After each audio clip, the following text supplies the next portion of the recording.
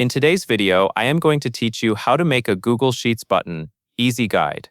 Start by opening your Google Sheets file where you want the button to live. In this example, there is already a button on the sheet, and we are going to connect that button to a script so it can run an action automatically. Once you are in the spreadsheet, click on the button or the shape you plan to use as your button so it is highlighted.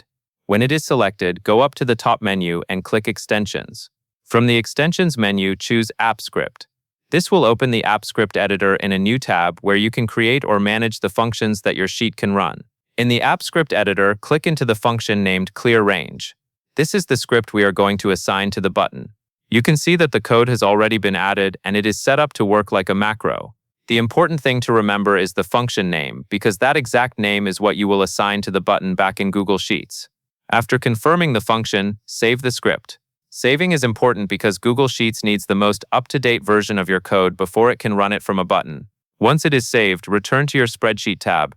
Now go back to your button on the sheet and click it again so it is highlighted. With the button selected, open its Options menu, then choose Assign Script.